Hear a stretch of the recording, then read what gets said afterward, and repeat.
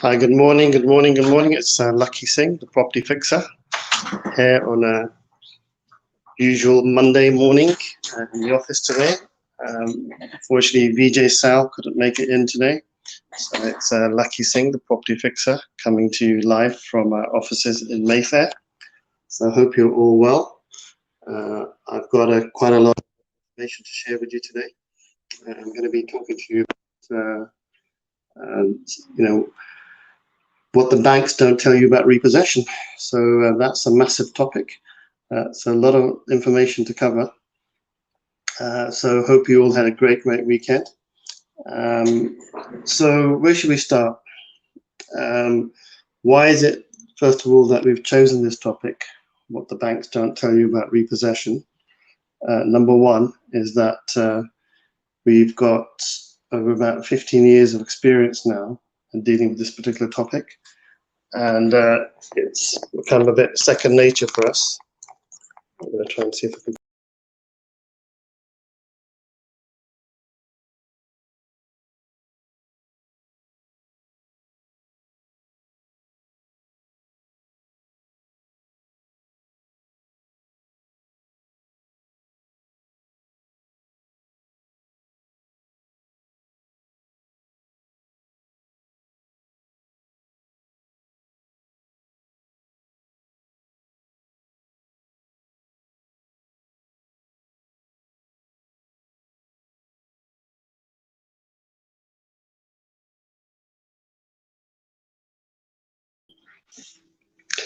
Apologies for that, just pressed the wrong button on my phone. So, but we're back live on my social media, on live stream to all of you on all our various platforms. So again, hope you had a great weekend. I was going to look up the topic of today, actually, in terms of the quote for today. So let me 1 second. So let's have a look.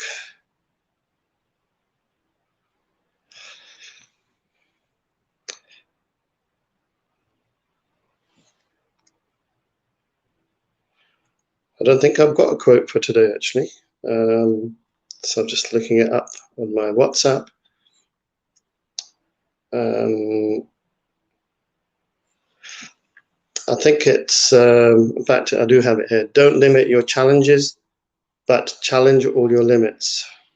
So that's quite an interesting one. So don't challenge your limits. Okay, let me just read that one again. Bit of a lot to think about, isn't it? Don't limit your challenges, but challenge all your limits. So how would anybody out there be looking at that as something that they need to consider? Yeah, I think it's quite a good one, actually, because ultimately we all have limitations, and no one is completely invincible in terms of different aspects of their life. So it brings me back to 4 or 5 important areas in your life that we always need to be thinking about. If you think about the whole, I think it's called the something circle. In that circle, the circle of life, you've got spirituality, you've got your health, you've got your business, finance, you've got friends, you've got very important aspects of your life, your personal, mental, psychological well-being. So question is, are you challenging all the limits that you have in each of those areas? Because we all have limitations in certain areas. So I think it's a good one. So it's a good wake-up call for a Monday morning to start thinking about maybe the circle of life. Are you thinking about your life? Are you thinking about your limitations? And are you challenging them? So today could be a very important day in actually thinking about whether you are just plodding along or whether you are actually challenging some of these limits that you have. So for myself, I'm just going to have a little think about what is it that I've need to do to challenge myself. So I'm going to be working a little bit more smarter on social media rather than harder. So that's one of my limits, I think. Limits is that I do quite a lot because I enjoy it, but I'm going to start thinking a little bit more about how we manage our social media, because technically, because I enjoy it so much and being on social media so much, I probably need to start thinking a little bit more strategically about what I do anyway personally. So anyway, moving on to the topic of what the banks don't tell you about repossession. It's a very, very big topic. So I'm going to try and cover lots of different things in this presentation. If you give me a minute, I'm just going to bring up, I've got actually some key slides that I've actually put together, which I thought would be useful to go through. Got them over here on the different computer. Just going to bring them up. So about 3 or 4 years ago, I did do a presentation on how to stop repossession in 24 hours. I did that at the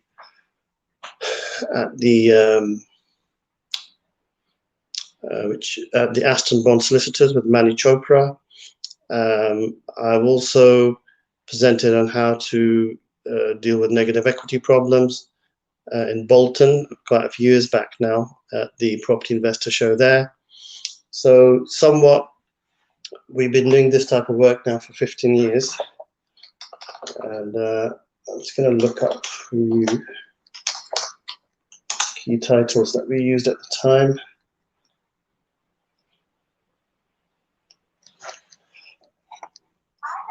I sell literally thousands of books on Amazon every single month. You know, crazy.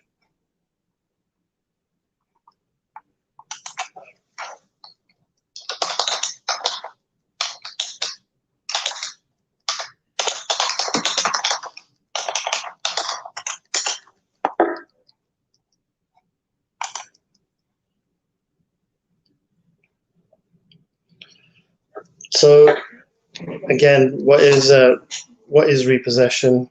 What are the key themes around it? What are the topics I'm going to cover?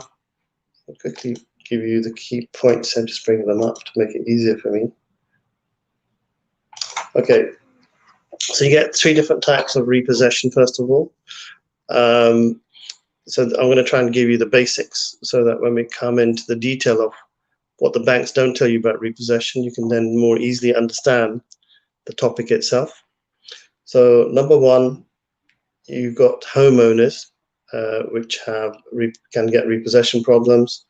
You get buy-to-let landlords, which is the main audience that I tend to work with. Then you tend to get, oops. Give me 1 second.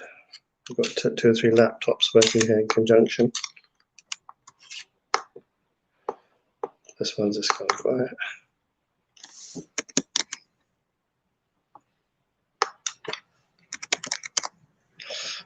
Okay, so homeowners, how repossession affects them is quite different from how it would affect a buy-to-let owner, and how it affects a commercial unit is also somewhat similar to a buy-to-let. So first of all, if a homeowner has mortgage arrears or a default or has a problem with their mortgage, they can't pay up, or they've broken some term in their conditions of their mortgage that the bank's not happy with, then the bank usually send them a letter, and they normally try to come up with some sort of arrangement or a payment arrangement for arrears or a missed payment. But if they find that you're regularly missing payments, or there's a default or a built up of arrears for more than, let's just say, a couple of months, they are likely to then be in contact with you to try and come up with an arrangement. But if they can't, they will actually instruct a court hearing, or they would send you a letter actually saying that there's going to be a court hearing, and then you'd have to go to court and attend court. And what would typically happen is you would end up going to court, and if the court votes against you, or says that you need to pay a certain amount, you may have lost your job, but you still need to find a certain amount from somewhere, then they may come up with a payment plan for 2 years, which you need to make sure that you pay all the arrears up, but they would do something called, they would act on against you as something called a suspended possession order. Suspended possession order is very bit draconian. If you miss any single payment, then they've got the ability to repossess your property anytime. So that's actually a little known fact, that suspended possession orders aren't really understood. So that's something quite interesting for you guys to note. The other thing that's important is that when it comes to repossession, we have buy-to-let properties. Buy-to-let properties are quite different. Buy-to-let properties, if you do go into arrears or go into default or get a build-up of missed payments, then what the bank will do is, the law is very different. Then something called the Law of Property Act 1925 kicks in. So they can technically appoint receivers straight away and take control of the keys and the rent off that property. And similarly, for commercial property, it can be pretty much the same process. So they can change the locks, they can collect the rent, and they can start, they've also got the power of sale of the property as well. So that tells you a little bit about the different types of repossession.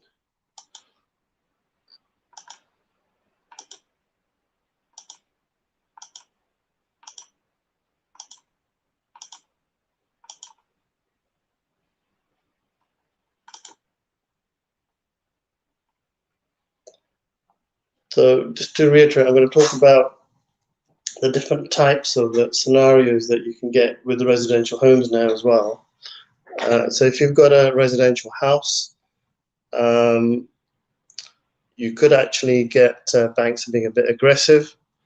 They could actually, some banks are quite aggressive, like Northern Rock and Kensington, sometimes Kent Reliance.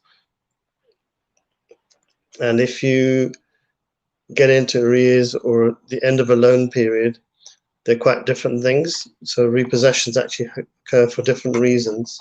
So first of all, you can go into arrears, which we've discussed.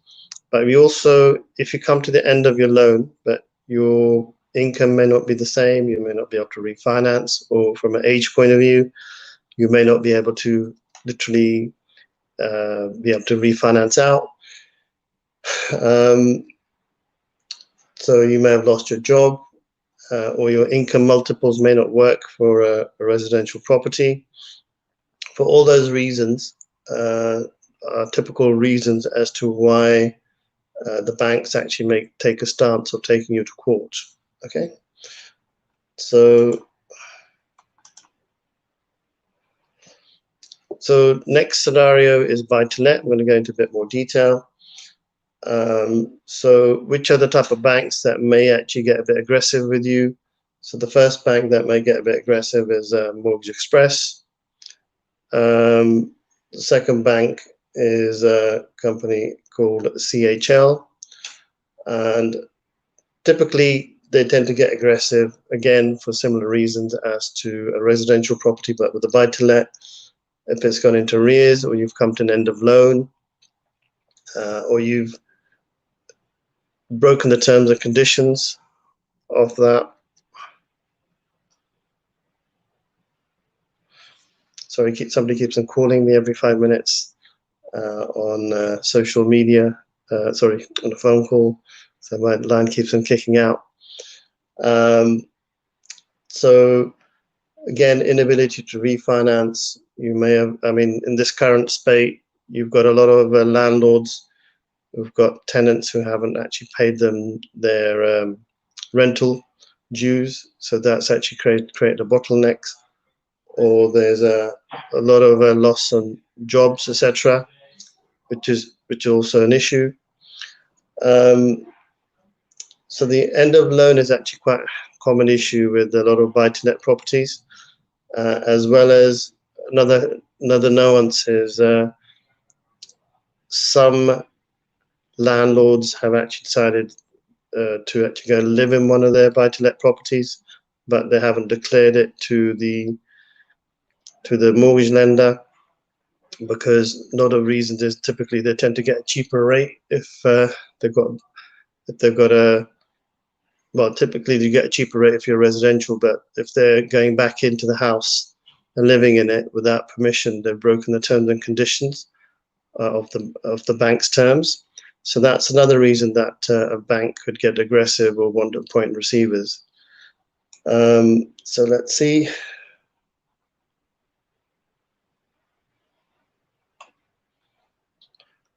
So those are some of the that's a basic introduction as to what happens with repossession and buy-to-let properties. Let's see what the next slide I've got here is.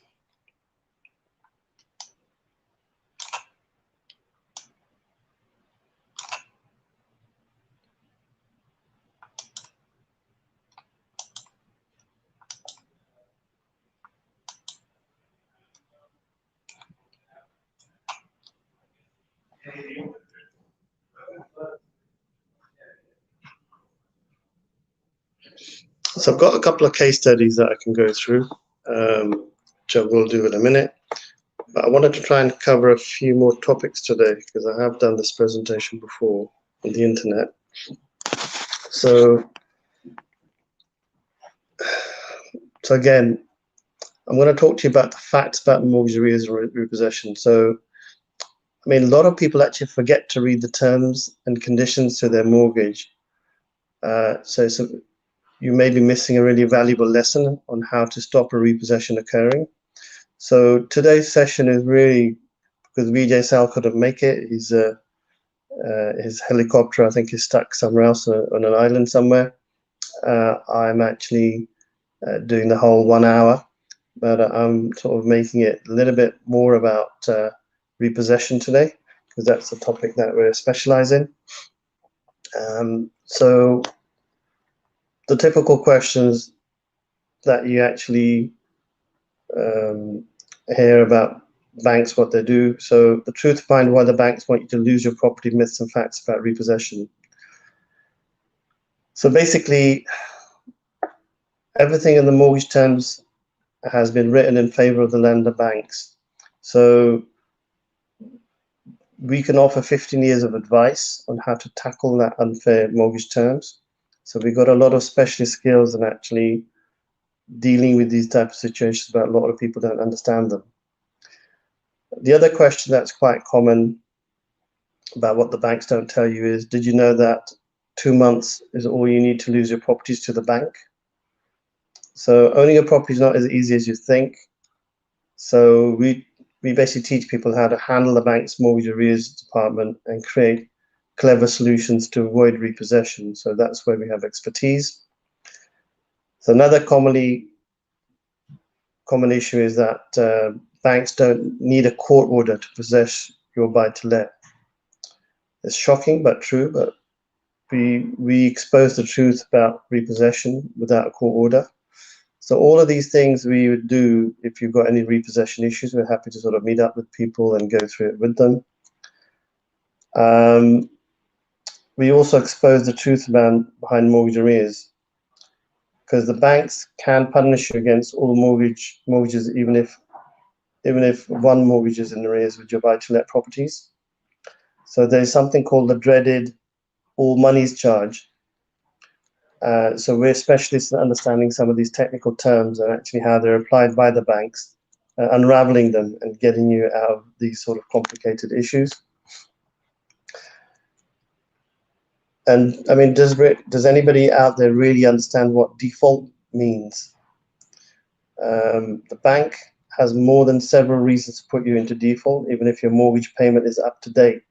So we've got the expertise and actually the know-how around what the terms and conditions actually mean and how they are implemented.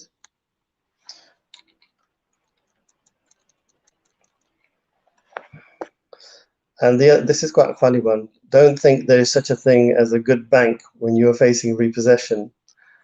Because so a lot of time landlords are sometimes misled by verbal conversations with the bank staff who promise the world and give nothing. So we teach people how to keep all the communication with the bank and to file, with the bank, and how to file all of it and to avoid being misled by the banks in any way. So the last sort of topic that comes to mind is why the banks won't let you sell your property quickly. So landlords facing financial difficulty will find that the ability to liquidate assets becomes even more difficult once a bank applies its draconian laws. So each mortgage contract's an independent contract. Don't let them fool you in thinking otherwise. So a lot of information there. They all sound a bit technical, but these, well, I suppose it is technical. So we are happy to help with all those processes. So if you need any help with any repossession type issue, we've been untangling and stopping repossession for the last, it's been over 15 years now. We've become specialists in it. So we're the leading specialists in disinstructing LPA receivers in the country. So a lot of information for you to take in. So I'm going to move on to a couple of other bits now. 1 second.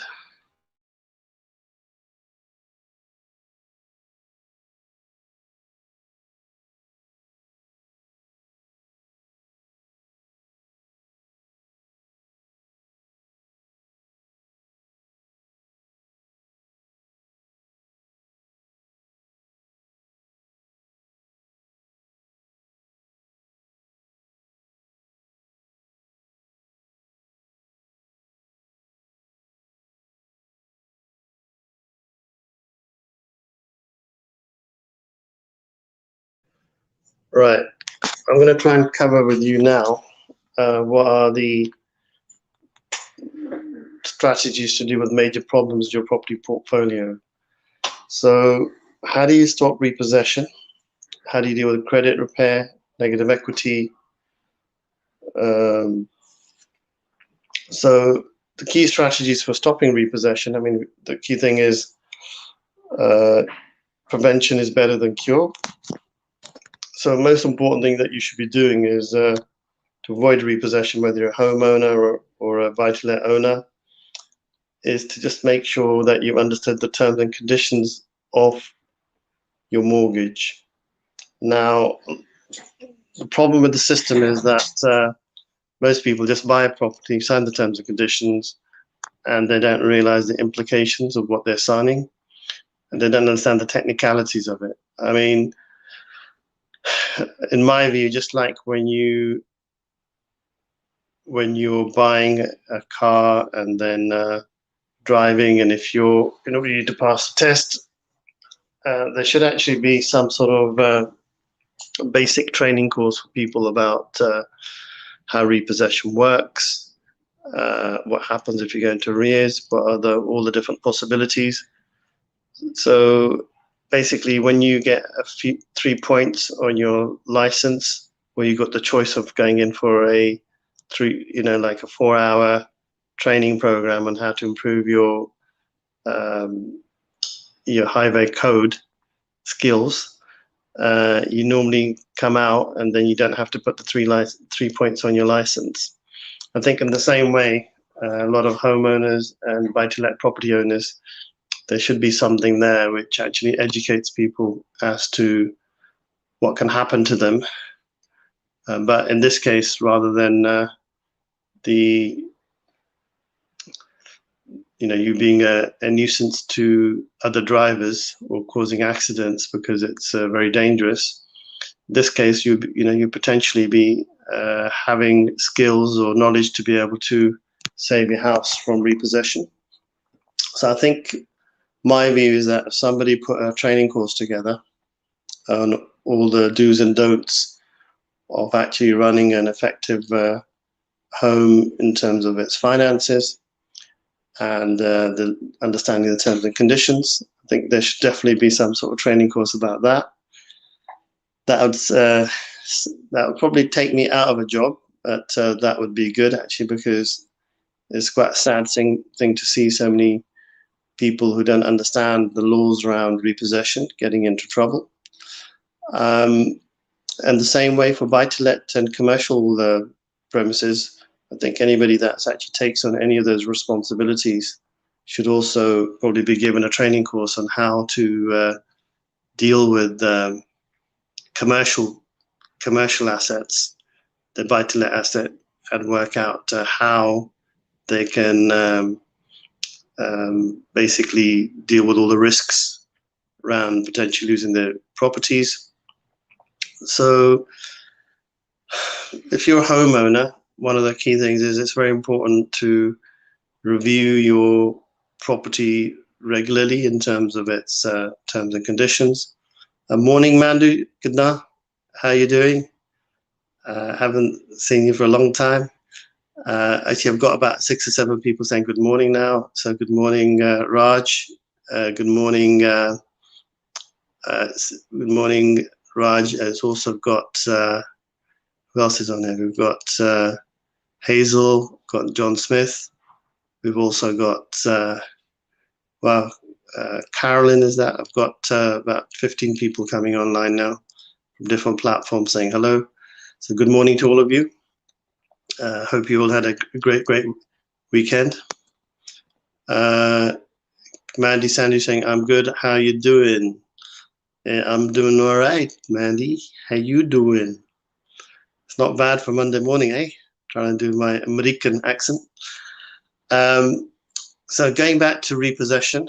So how do we avoid repossession? So number one idea I just came up with is actually have some sort of tutorial or a must go to sort of tutorial where people have to set a basic test to see that they understand all the risks of buying a property as a homeowner or a buy-to-let owner. I think it should be compulsory, but you don't have to. It's not a pass or fail, but if you pass, you're more likely to actually understand all the complications around the risks around taking on a property. So I think that's definitely a plus. Second thing is, if you're a homeowner, I think keeping your credit good, also reviewing regularly, even quarterly, your rate to see really what's happening in the market, and getting educated about how to best manage your property in terms of whether it should be fixed rate, variable rate. Also, I think people should really we should also be given a wider understanding of things like equity release, also refinancing and restructuring properties, because obviously if you structure yourself properly, you may find there's enough equity in your properties to be able to retire. You may not be able to work so hard if you know really how to optimize your potential with your property portfolio. So it doesn't have to be just all negative about trying to save your property and understanding terms and conditions. We could also have a section in that training course about what are the ways of potentially fundamentally releasing cash, growing a portfolio, the risks and rewards of doing that, and what are the tools out there financially that allow you to optimize your position to be able to purchase new assets, how to set up some sort of facility, or move into becoming a developer. So a lot of interesting topics there actually for you guys. Okay, so another topic around repossession is negative equity. Believe it or not, we are actually the leading specialists in writing off negative equity in the country. So if you do have a portfolio which is negative equity, you can't sell it. But I think there's still pockets of properties which are, let's just say, having problems being sold in certain areas of the country. I think I just met somebody on the weekend who said that they've had their property up for about a year, still no luck in selling it. I think that was in Brighton. So I think there are clever solutions to finding ways of actually selling your property. You just have to do your research, possibly understand how the market works, and maybe I think a lot of it is about research and understanding really what are the angles to selling a property. And if sometimes selling a property is difficult, but you need money from your property, there are clever financial solutions which can be used to refinance your property out. But having a really good mortgage broker or having access to people with funding lines is obviously going to be a lot more helpful. So if you have those sort of requirements, if you want to have a chat, you can always talk to Lakhi Singh, the property fixer. If you want to try and understand how you can better grow your portfolio, happy to have a chat. Okay, so we've covered quite a lot there. Let me just see what other topics we can cover. Okay, so let's going to go back to negative equity for a second. Negative equity is a massive problem for a lot of homeowners and also a lot of property portfolio owners. So let's focus in on a homeowner. So if you've got a portfolio of, let's say, 1.5 million, but the debt itself is about 1.7 million, and the value is 1.5 million, then you're £200,000 negative equity. We have got clients or people in that type of situation, and we work with those sort of clients to deal with that type of problem as well. So typically speaking, we would do an assessment and actually negotiate an IVA with the lenders, and then we would typically negotiate a complete write-off of all the debt with the banks to zero and give you a clean credit report. So that's all possible. So as the markets are shifting towards a downwards trend, negative equity could actually start becoming more of an issue in the next year or so. So if that happens, then we're more than willing to give a free consultation to look at your assets to see whether we can help or not by writing off all your debts. So that's actually a very, very interesting solution for a lot of people out there. I'm also going to move on to the next set of topics now. Let's have a look.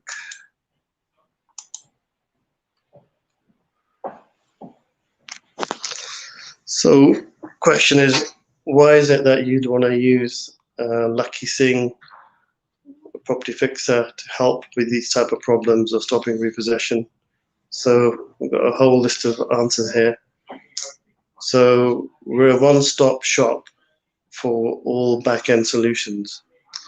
So we have cash buyers on our panel. We deal with international banks. We have funders that can fund you, which are non-regulated. We have a lot of private bridging facilities. So if you have a repossession issue, we not only do we have the litigation sort of expertise, we can go and help with the litigation. We can also help with the finance. And thirdly, we can also help with the structuring a sale through some of our cash buyers. So I would say we've probably got one of the most comprehensive business solutions, property solutions, to be helping with repossession in the country. So it's quite a bold statement, but I'm pretty confident we can deliver, because we've been doing this type of work now for 15 years. So if anybody out there has any type of issue that we've mentioned today, then you can get in touch with Lakhi Singh, the property fixer. Oh yes, I'm just going to move on to the next slide now that I've got up here.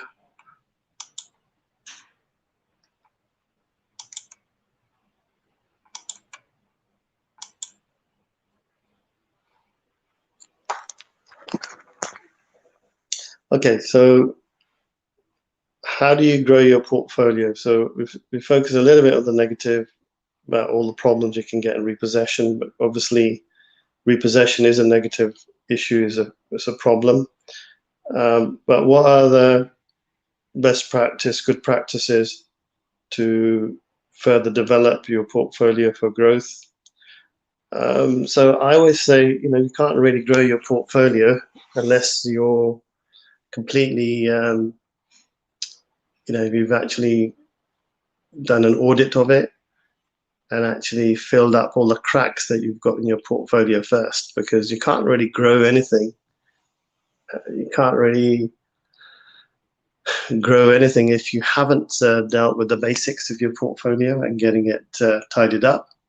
So you need to have let's say a portfolio where you've done all your tidying up before you start thinking about growing. So if you've got a lot of high interest rate products for your finance, that means you haven't consolidated. So consolidation is the first thing that I would suggest you do.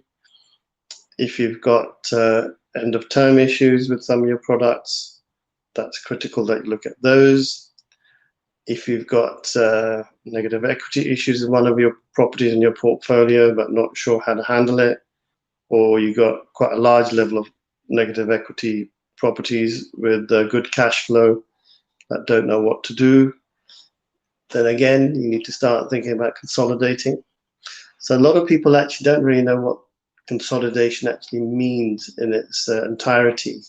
So consolidation means is that you've got to really tidy up house, get everything completely ship-shape before you start thinking of growing, because if you've got bad habits or things that aren't really working in your portfolio and you're starting to do even more deals, you may find that one false move and your whole portfolio will be a house of cards. You could end up losing everything. So that's one part. Second part is once you've tidied up house, tidying up your credit is actually good credit repair. So if you've got CCJs or missed payments or defaults, you want to really tidy up house and get all your payments up to date, and just that will probably help you with credit cards, etc., to actually have a better borrowing ability to actually borrow if you needed to at the cheapest rate. But having poor credit is only going to make things worse for you in terms of being able to borrow money.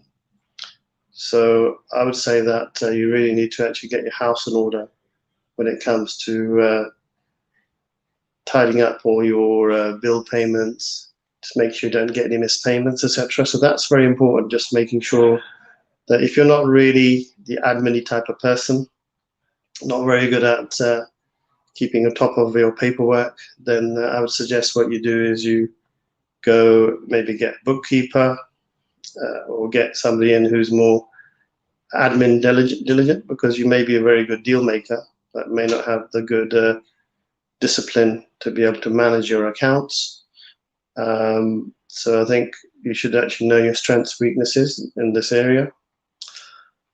The third thing is in consolidating again, you need to actually look at cost reduction. So why would you want to go out and buy 5 or 10 properties?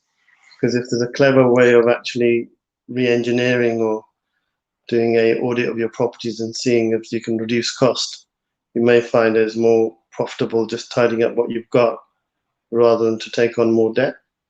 So that could be quite a good strategy for you guys.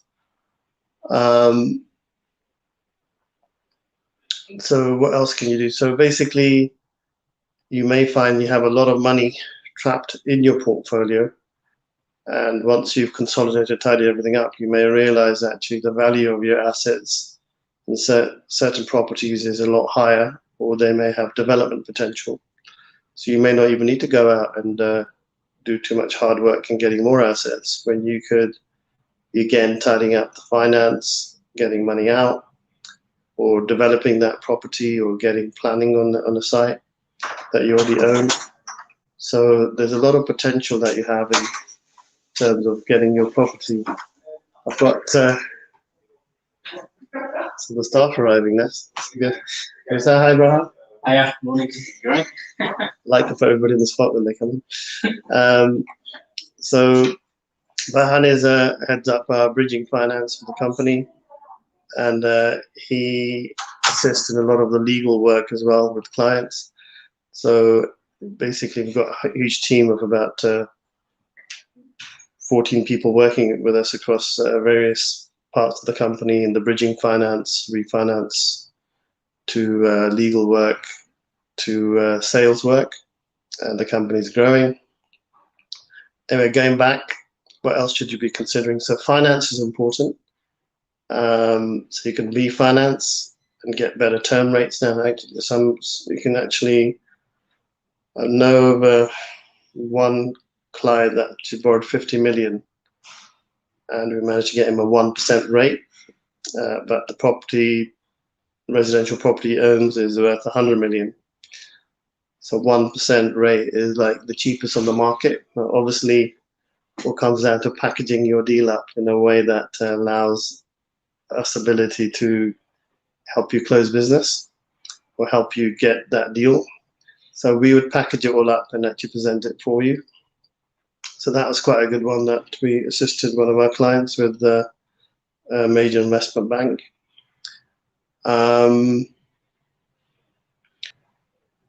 So in terms of growing the portfolio further, you can refinance, you can develop it further, you can, we also help people put together business plans for acquisition, so as a growth model.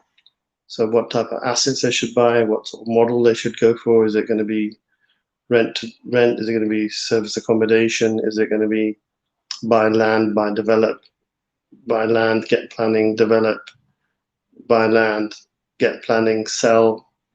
So what are the major strategies? So we would do an assessment and help you to consolidate. We would do an assessment to help you to work out what are the immediate consolidation strategies, of what should be your growth plan, and how to time it in a way that's systematic as well.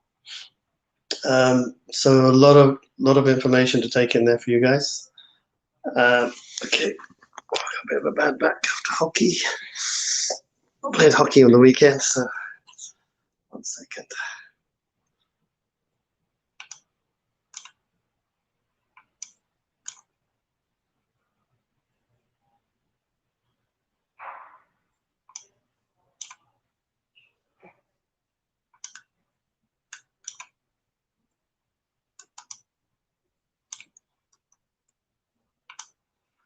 I'm going to talk a little bit about negative equity as well. Actually, give me 1 second.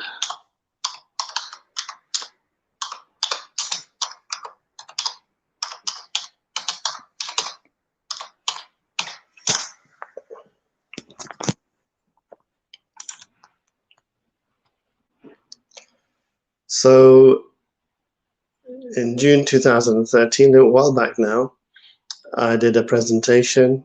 In fact, it had about 2,000 or 3,000 views, but we've re-edited all our videos and put them back up again. So it's called Negative Equity Legal Issues Revealed, Lakhi Singh Landlord and Letting Show, Bolton, June 2013. So anybody wants to look that up. So in it, I talk about the topic we chose at the time was the top 10 legislative issues that will either make or break the housing market in 2013. So I think that's quite pertinent now into 2021. What could break the housing market is quite a big question, actually. So I'm going to try and attempt to answer that now as well. So the first thing is that you've got furlough is ended. You've got stamp duty ending. You've got a lot of the tax around buy-to-let mortgages is fully implemented now, so you can't get tax relief if you're getting rental income from the interest you've got to pay to the bank. You've got inflation. You've got Brexit. You've got sort of energy sort of crisis in terms of you could sort of say it's linked to COVID-19, but you've got a huge energy issue now, and the cost of fuel is going high. The cost of construction material, wood, plastics, steel, concrete, these type of things, they are certain commodities are certain, let's just say, things that building materials are very, very expensive now. So that's actually putting up a lot of the prices up for properties way beyond what you might expect for house builders. So you've got a lot going on for 2022 in terms of which way prices will go. So I think there's quite a lot of concern over which way the property market will go now. So I think you have to be very careful about what you're doing out there. I'm going to give you a little bit of history about myself, because I don't really talk about myself that much. But today I'm on my own, lonesome. We'll have to get a guest for next week, I think, to keep you more entertained. So I head up some asset consultancy work or sales and marketing for a company called Rescue My Properties, and also I'm the fixer. So I head up about 4 or 5 brands, management consultants for you, cash flow bridging, and a few others. I've got something like you can come and sit down. I've got guests just coming over for tea. So what would you like? Some tea? Want to get you some tea? Get my tea in a minute, because the staff have to get tea for them, you see. That's about the only work I do in the day, getting staff tea. So got 15 years of experience working for large corporates. I used to work for Deloitte, AT&T, GTI, Guildford Council, Parliament as a consultant. 12 years in property management and consultancy for clients, looking after portfolios ranging from 20 to 10,000. What else about Lakhi Singh? Some interesting facts about Lakhi Singh here. Well, no, I just remember all these. I was on TV for a while, on Sky TV, in a program called Passion for Business.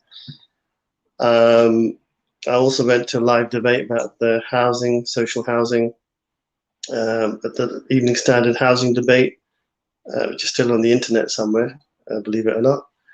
Where I asked Ken Livingstone, a couple of and quite a large panel of well-known property developers and VIPs about negative equity.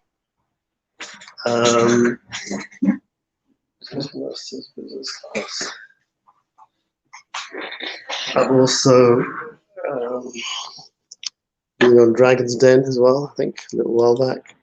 The live version of the pre-recorded version of, well, the pilot version of Dragon's Den before they launched it.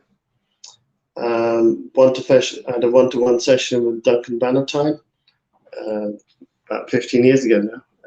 He's one of the dragons. After the show, because I think they like the enthusiasm from Lakhi Singh.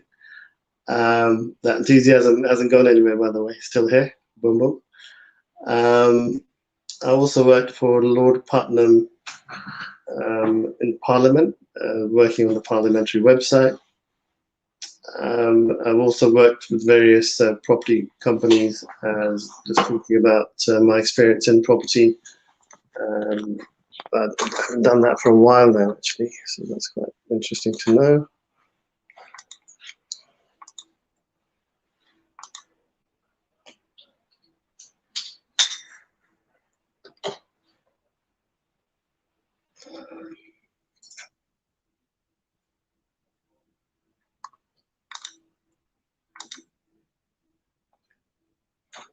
So I think my time's going to be up in a minute because it's 9 o'clock, but we did start late, so I think I'm going to have to round it off there as well, because I've got staff coming into the office now. We're going to be quite busy, so I'm going to have to make my leave. So all of you have a great Monday. This is Lakhi Singh, the property fixer. without his mate, Vijay Sal. But if you do need any help on stock repossession, LPA receivers, negative equity, even growing your portfolio because you want to understand and manage all the risks, then do talk to us. Lakhi Singh, the property fixer.